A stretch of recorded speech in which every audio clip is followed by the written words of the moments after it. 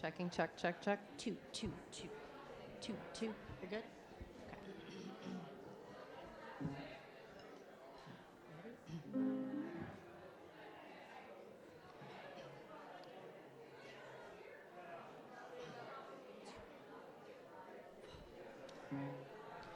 Life giveth and life take away. Be grateful for every day. Life giveth and life take away. Be grateful for every day.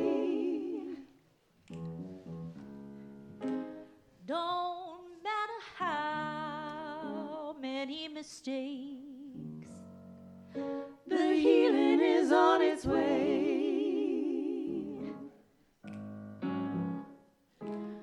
don't matter if you are afraid.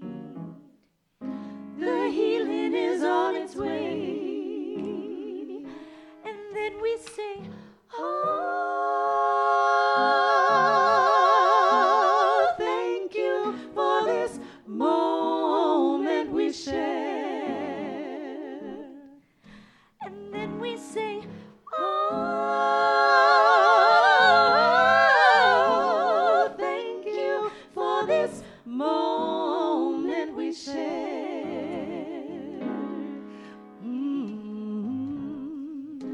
Life giveth and life take away. Be grateful for every day. Life giveth and life take away. Be grateful for every day. Don't matter if you are afraid. The healing is on its way. Don't matter if you cannot be brave. The healing is on its way. And then we say, oh, thank you for this moment we share. And then we say, oh, thank you for this moment we share.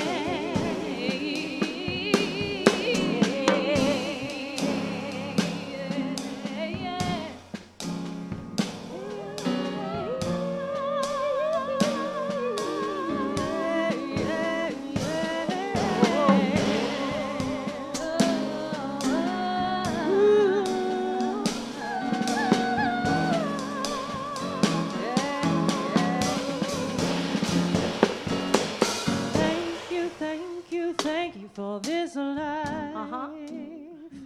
My body and mind, my soul and my spine. Thank you for this life. My body and mind, my soul and my spine. Thank you for this life. My body and mind, my soul and my spine. Thank you for this life.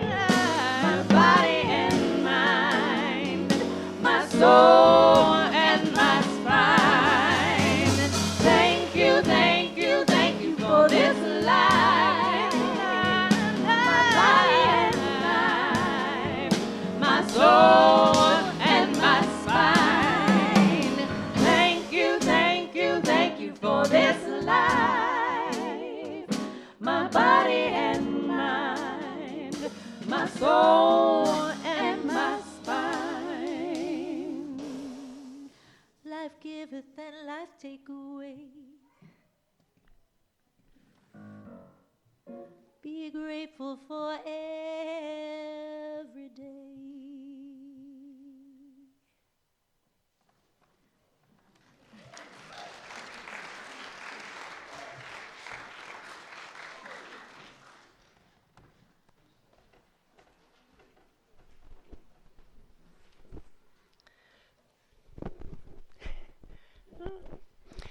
morning, everyone, and welcome to the Unitarian Universalist Church of Silver Spring. I'm Kelly Klein. I'm this morning's worship associate, and my pronouns are she and hers. From many cultures and sexualities, genders, and beliefs, we come together into one congregation. If you're visiting us today, we're very glad you're here. If you'd like to learn more about our free faith or how to join this congregation, Linda Barrett is today's welcoming captain. Linda's in the back, raising her hand. Woo! Thank you, Linda. And we'll be happy to connect with you. UUCSS member Carol Hamilton will preach today about volunteering and getting connected in the community. Carol has been a member here at UUCSS since 1996. She has served in many leadership capacities in the congregation, including on the board and on one of our search committees. She has her own practice as an organization development consultant to nonprofits and associations by day and hosts a podcast about the same. She enjoys making diary comics when she is not having a dance party in the kitchen, swimming, biking, or kayaking on the Anacostia. Today's flowers were donated by Pat and Marty Bernstein in honor of Nancy Wetherell, a longtime friend who died last month. If you would like to donate flowers for an upcoming Sunday service, just visit Church Center and fill out the flower registration form. In a moment, we'll be invited to greet our neighbors. I invite those on Zoom to say hello in the chat, and those here in person to greet one another around the sanctuary. Please head back to your seat and stay standing when the music starts for our opening hymn.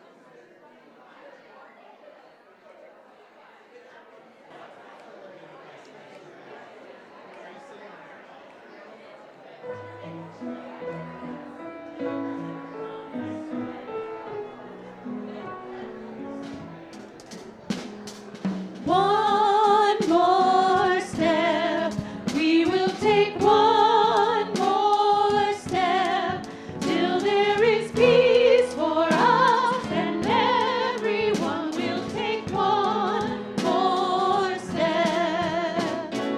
One more word, we will say one more word, till every word is heard by everyone. We'll say one more word.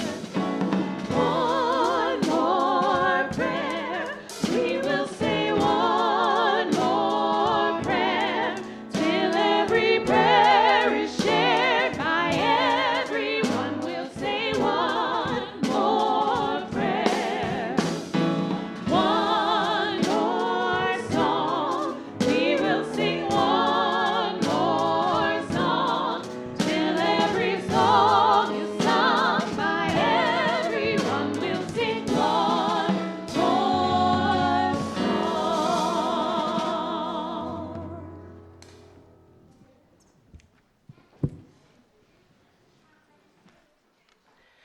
I now share this chalice lighting reflection by Jamie Yandel.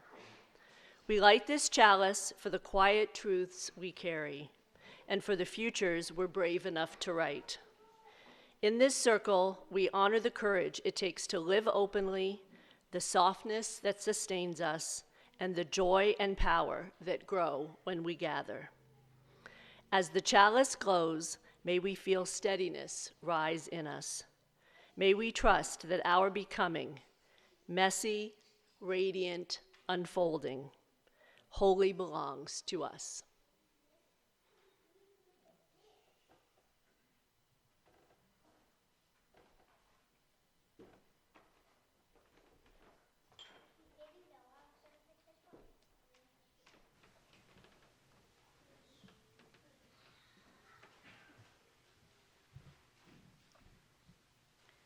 Good morning, I'm Carrie Schneider, pronouns she and her. I'm going to read the wisdom story for this morning, which is a jointly written children's book by the Dalai Lama and Archbishop Desmond Tutu. It's called The Little Book of Joy. And I don't really think I can show the pictures very well. I don't think we have time, and I'm not sure you will see them. So use your imagination. One of us grew up in a little house. One of us grew up in a big house. Our houses were on opposite sides of the world. Often we were sad and lonely. Both of us wished for a friend. Sometimes the other kids wouldn't let us play, or they were very far away. We wondered if we would always be sad and lonely.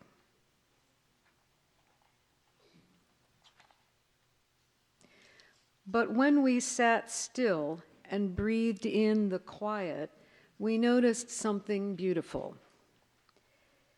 If you just focus on one thing, on the thing that is making you sad, then the sadness is all you see. But if you look around, you will see that joy is everywhere. Joy is the warm, tingly feeling of the sun tickling your toes in the morning. It's the giggly, squiggly feeling when you are doing something silly. And it's the soft, snuggly feeling of being all wrapped up, cozy in your bed at night. Even when you are caught in the rain and your joy is washed away, it's waiting at the bottom of the puddle. Even if you slam the door and your joy can't get in, it's just on the other side, waiting in a loving hug. And even if there is a loud noise in the night and your joy gets scared away, it comes streaming right back with the light of the silvery moon. Joy is the bubbly, bouncing feeling of finding a new friend. And once you let joy in, like magic, your heart always has room for more. We discovered that the more joy we shared, the more joy we had. And the more joy we had, the more joy we could share. So look for the joy all around you and share it. Write it in a letter, play it on a drum, sing it to the sky.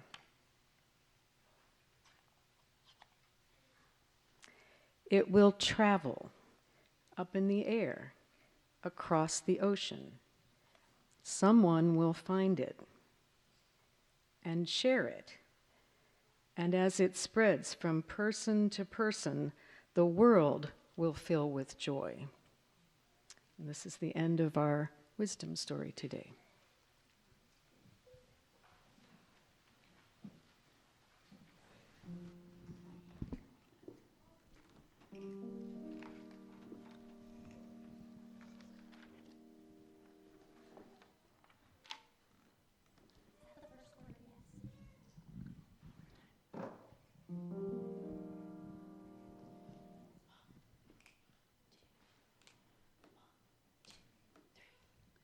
Help me say yes, Lord. Help me say yes, Lord. Help me say yes, Lord.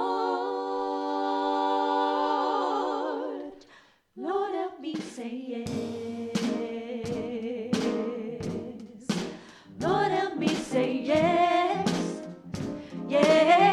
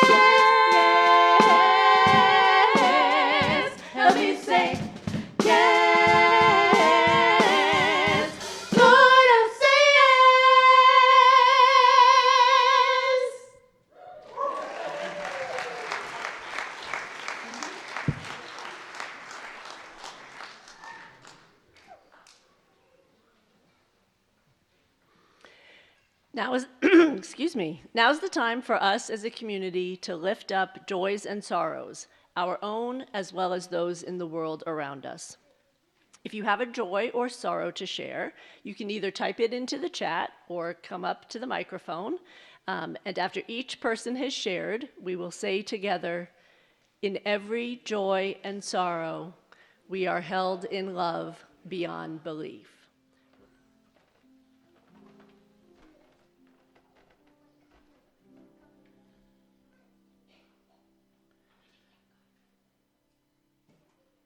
Holy interconnectedness, help us to be steadfast in what is ours to do. Help us to rest in the knowledge that the vast web of being will hold what we ourselves must release. If you have suffered a deep loss in the last year, or if this time of year marks the anniversary of a significant loss in your life, you may wish to stand or raise your hand during the silence to honor your grief. Whether standing or sitting, I invite you to close your eyes or rest your gaze and focus your breath in and out. Notice your heartbeat and notice a place inside you that feels like a center. In the silence we share, let us all breathe into that center together.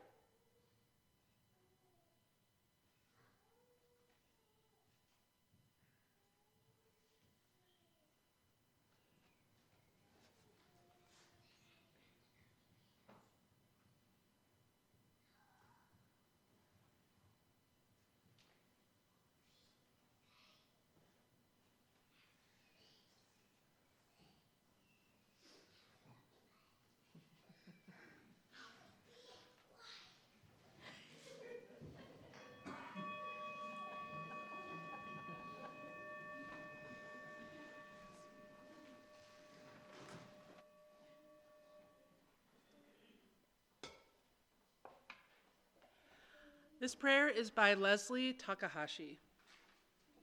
This is a prayer for when words fail, for when they are not big enough or small enough to slip into the little cracks left in our hearts by life's unbearable pressures.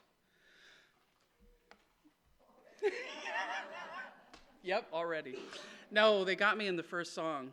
This is a prayer for when the biggest noun cannot know the enormity of joy, or when the most active verb is paralyzed in the face of grief unuttered, horror undescribed, or loss beyond accounting. This is a prayer for when words, precious emblems though they are, cannot take into their embrace the hugeness of experience or the expanse of indebtedness or the many tangles of complexity and confusion.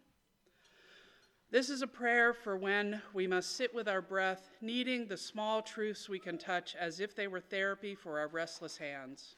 This is a prayer for all those who have known the large void of hope, which is trauma. This is a prayer for wounded hearts and bodies, for those whom we ought to always remember and sometimes choose to forget.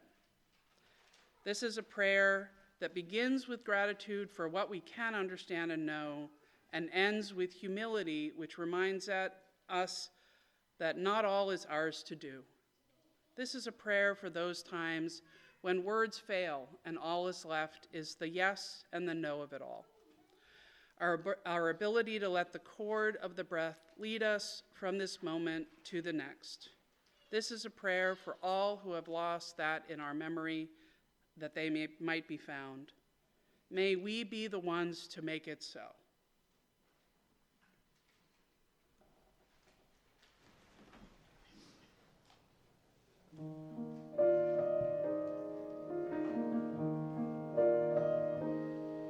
For all that is our life, we sing our thanks and praise. For all life is a gift which we are called to use to build the common good.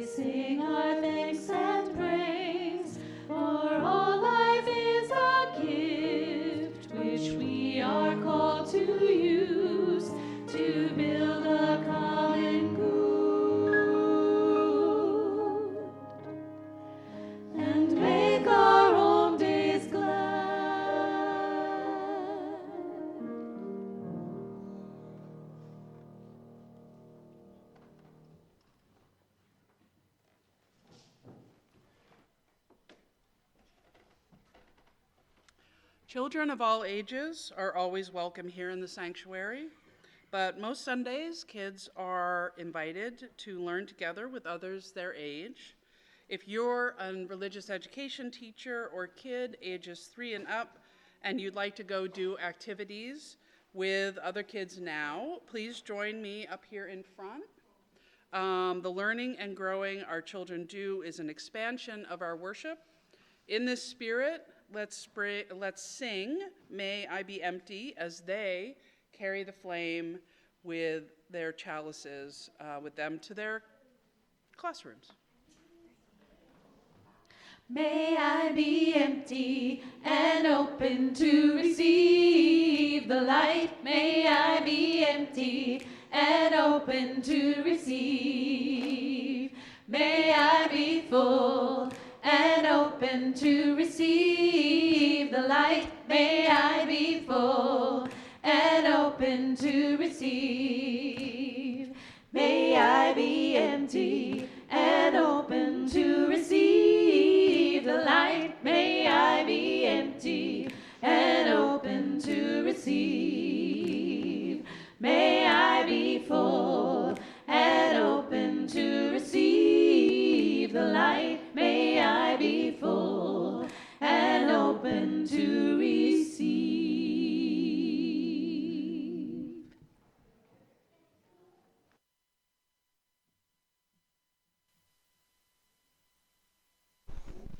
Today's reading is The Holy Work of Showing Up by Ashley Horan. How is it with your soul? This is the question that John Wesley, Anglican priest and the founder of Methodism, was known to ask participants in small reflection groups. I ask you because, for me, this has been a hard week. So, beloveds, how is it with your souls? If your response to that question is anything like mine, I want to invite you to pause as you hear this. Take a deep breath, say a prayer, sing a song, light your chalice, feel the force of gravity pulling us all toward the same center. Whatever helps you feel more rooted and less alone.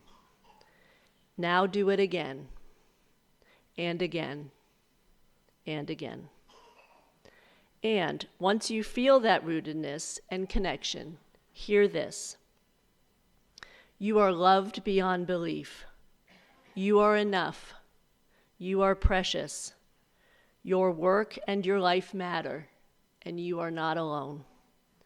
You are part of a we, a great cloud of witnesses, living and dead, who have insisted that this beautiful, broken world of ours is a blessing worthy of both deep gratitude and fierce protection. Our ancestors and our descendants are beckoning us, compelling us onward toward greater connection, greater compassion, greater commitment to one another and to the earth. Together, we are resilient and resourceful enough to say yes to that call, to make it our lives' work in 1,000 different ways, knowing that we can do no other than bind ourselves more tightly together and throw ourselves into the holy work of showing up again and again to be part of building that world of which we dream, but which we have not yet seen.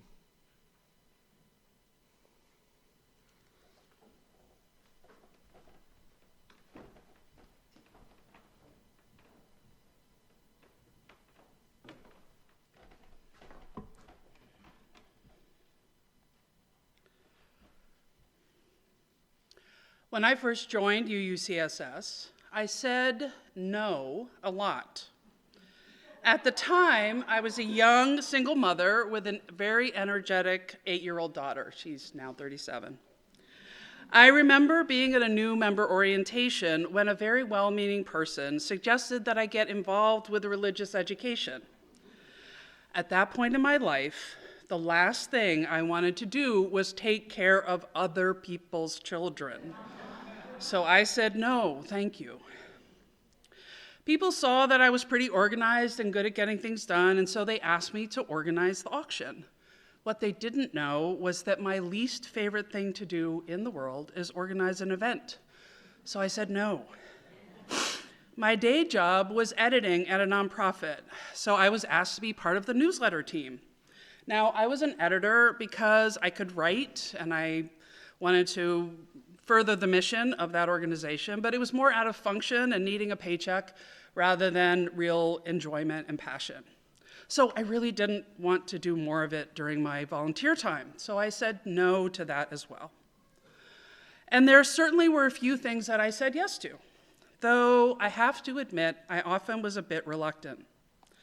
Now, being involved to do something is known to typically be a very positive motivator for folks to get involved.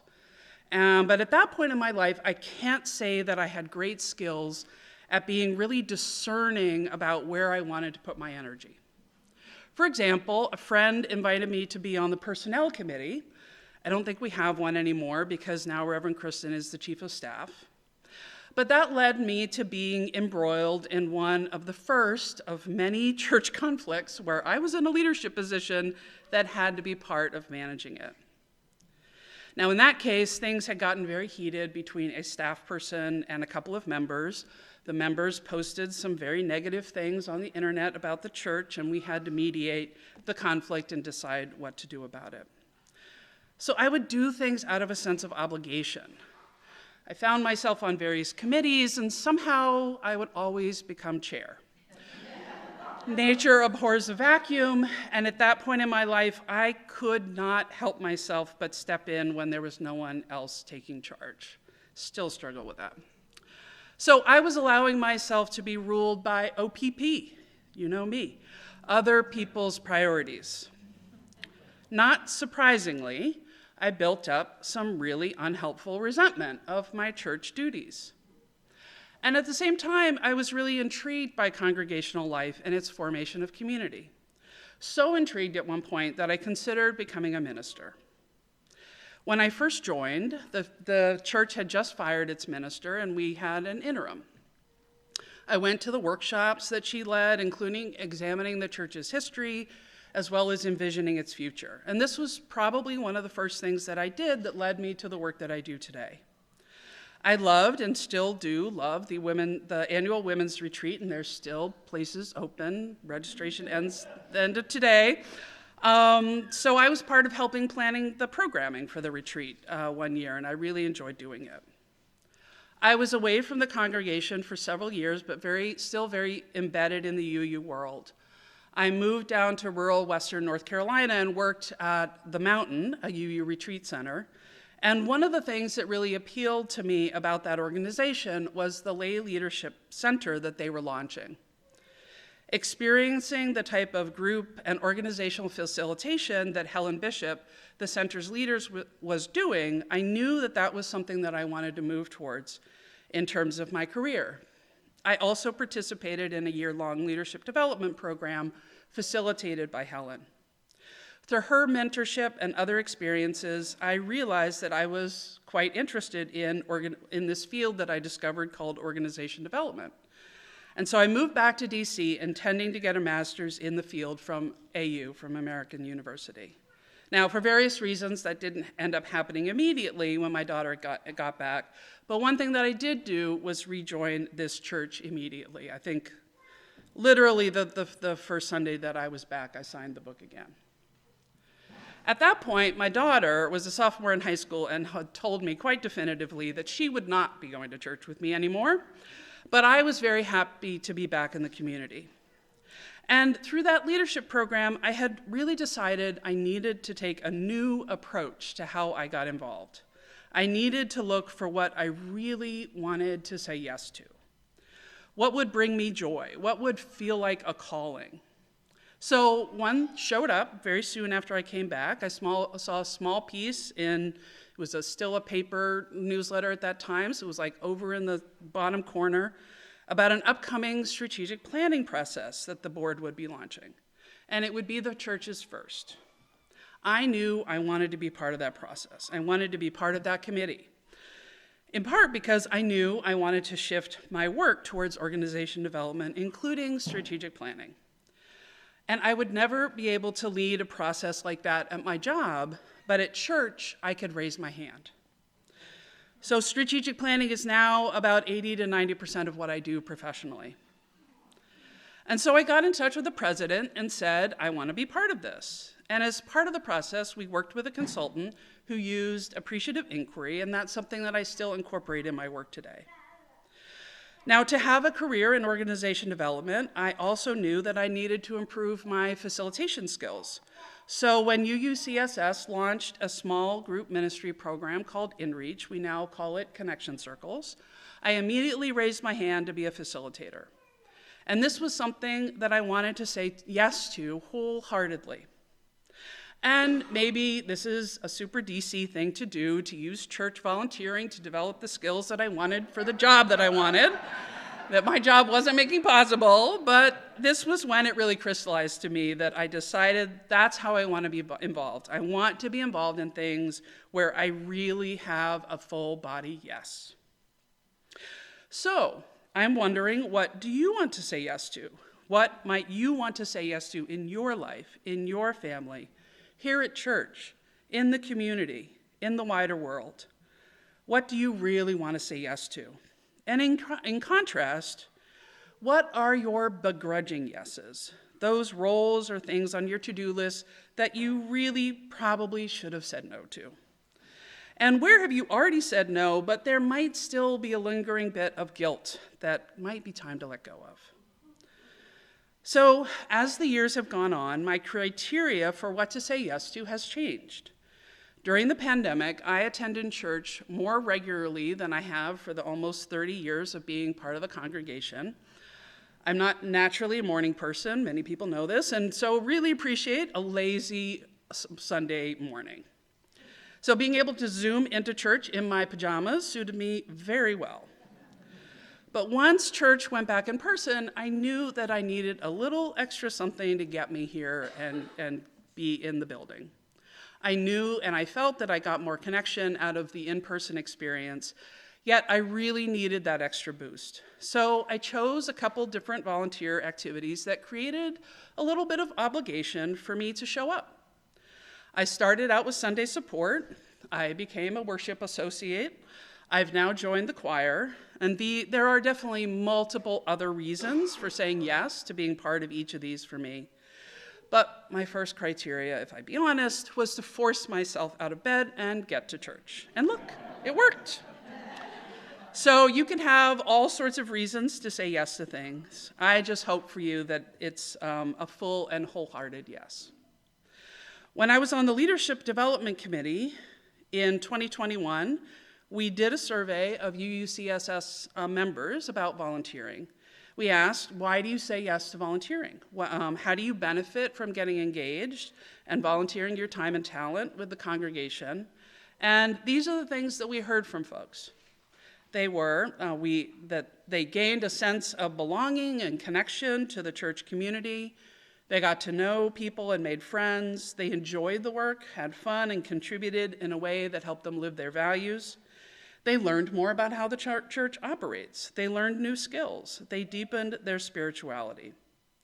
And they described their lay leadership experiences as creative, meaningful, community building, rewarding, and gave them a sense of belonging. Deepa Iyer, in her book, Social Change Now, A Guide for Reflection and Connection, describes multiple roles in social change movements. I find this construct so helpful because it reminds me that no one has to do everything. Everyone has different skills and talents and capacities to offer. And the roles that Iyer names are frontline responders, visionaries, builders, disruptors, caregivers, experimenters, weavers, storytellers, healers, and guides. She describes each of these roles in this way, and I'm going to quote her, and then I'm going to provide an example from our context. So frontline responders address community crisis by assembling and organizing resources, networks, and messages. And right now, that might be someone who's on one of those signal chats doing Ice Watch. Visionaries imagine and generate the boldest possibilities. In our community, one example that comes to mind is the congregation, and then the dream builders, and then the capital improvement committee's persistent vision that we have solar panels. It only took us 16 years, but coming to a church building near you soon. Builders develop, organize, and implement ideas, practices, people, and resources in service to a collective vision. Everyone who shows up to help out at a church cleanup, a garden day, brings something to share at a potluck, takes notes at a meeting, is doing building work. Disruptors take uncomfortable and risky actions to shake up the status quo and raise awareness. And every time we show up as a congregation in front of a social issue, whether it's marriage equality or defending democracy, we are acting collectively in this capacity. Caregivers nurture and nourish people around them by creating and sustaining a community of care, joy, and connection. And every time a call goes out for casseroles and rides to the doctor and people in the congregation step up, we are doing this. And this happens through connection circles as well as lots of other informal ways in the life of the community. Experimenters innovate, pioneer, and invent. All the engaging items for kids and adults to use during the services to manage the wiggles that are available at the back of the sanctuary were originally placed there as an experiment. Weavers see the through lines of connectivity between people, places, organizations, ideas, and movements, and this is probably one of my greatest strengths. Storytellers craft and share our community stories. We saw this in action last month as we dedicated the renovated community building and heard many stories about what that building has meant in the life of the community. Healers recognize and tend to the generational and current traumas caused by oppressive systems, institutions, policies, and practices. Many here today do this in their job every day, or others have retired from that work. Reverend Kristen engages in healing work in many ways through pastoral care, as do our lay ministers. Guides teach, counsel, advise using our gifts of well-earned discernment and wisdom. Each of our RE teachers, the person who reads the wisdom story, Reverend Kristen, and others who offer a message, offer guidance to the community. So which of those roles resonate with you? What are you already doing? What might you want to more fully engage in? Over the years and in different stages of life, I have certainly had different reasons to say yes. But allowing myself to affirmatively choose the full-on yes rather than the begrudging yes has made all the difference. Now I know what of those roles are my strengths and why I want to be involved. And that leads me to decide where I want to put my energy, so I choose it. So now it's your turn. You should have gotten an index card when you entered the service today, so I invite you to write your name on it, and I'd love you to take just a minute and think about what are the things, especially here at church, but it doesn't have to be that exclusively, and if you didn't get one, the Sunday support should be able to give you one. What are the things that you want to say yes to? What do you want to do, not out of obligation, but the things that really align with who you are, who you want to be, and who you're becoming, that build on your strengths and talents, skills that you want to build, or areas of life that you want to explore, the things that bring you joy. Areas where you will gain something and the group will gain something also. What do you want to say yes to? So take a minute and write that down, and we will collect them when the offertory happens. Now, some of these may have nothing to do with church, but where they do connect with church, if you write legibly, we'll be in touch and we'll connect with you in person in a way that can help you get further involved to that part of the congregation. Now, you may not know what those things are. You may want to do something that we don't currently do. For most of the things that the church does, somebody started it at some point and then pulled other people into it. So take a minute to write that down, and when we do the offering, we will ask you to hand in your index card to Sunday support, as well as your offering for the week. Think about what you need at this moment. If it's more community, what do you want to get more involved in? Could it be connection circles? Could it be the choir? Could it be the garden group? There are many opportunities, and there's a lot of information and lots of different communication channels, but sometimes when you're new, or even if you've been around for a while, it can be a little difficult to navigate. So we'll try to connect everyone who says they want to do something that's church-related with the relevant group. So give yourself permission to prioritize your full-body yes. Think about Maria Kondo's questioning for decluttering. Does it bring me joy? Use Deepa Iyer's social change roles to help you discern where you want to be and step into. And as a congregation, let's let go of serving out of obligation and even, dare I say, martyrdom. Let's embrace stepping into what really brings us joy and what is a full-bodied yes. Let's make this a community value and practice.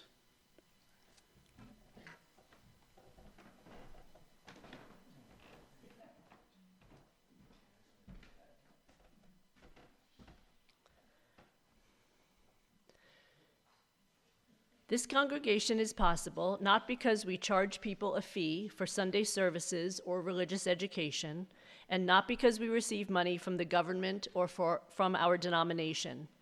Everything this congregation is and does is possible because we choose to share our gifts here. All of our gifts are important, including our financial support.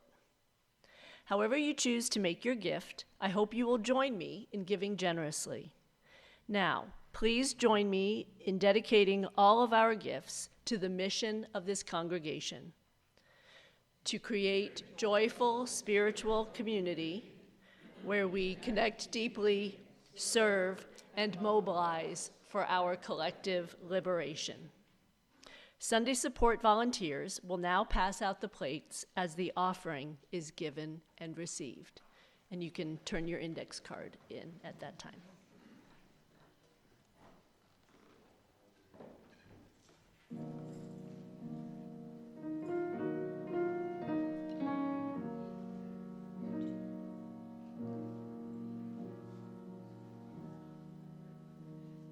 Will your heart and soul say yes?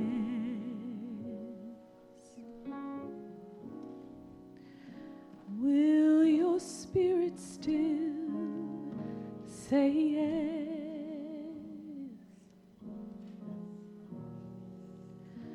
There is more that I require of thee.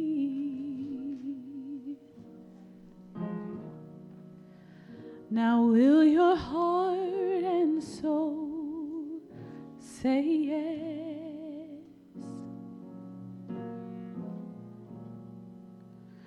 Will your heart and soul say yes?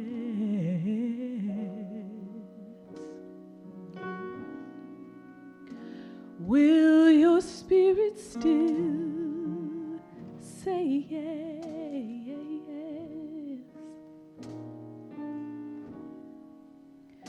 There is more that I require of thee. Now will your heart and soul say yes?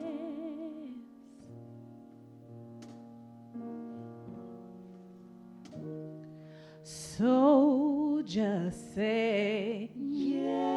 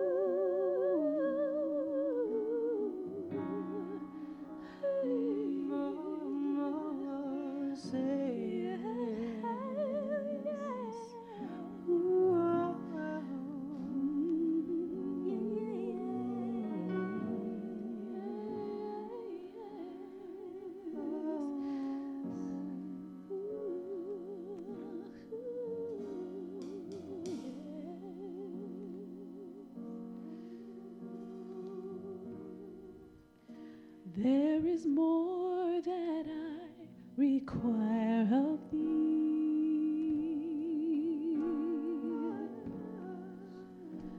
There is more that I require of thee.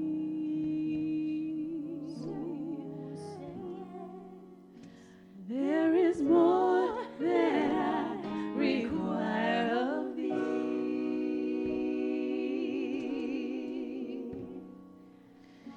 There is more that I require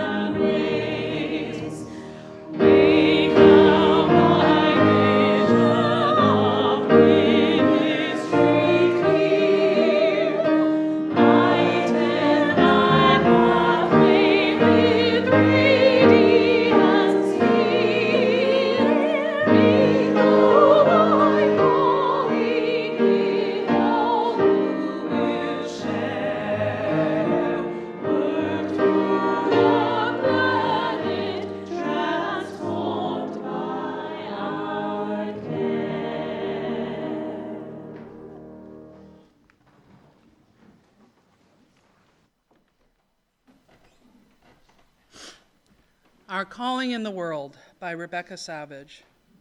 We have come to the end of our service, but not our calling in the world. We close our time together with the humble reminder that justice and equity are our spiritual practices to embrace. Each day, every day, we are blessed to be the embodiment of what is possible when justice and equity ground us in all that we do. May we go forth with the light and warmth of our chalice in our hearts until we are together again. Please join me in the words of chalice extinguishing. Carry the flame of peace and love until we meet again.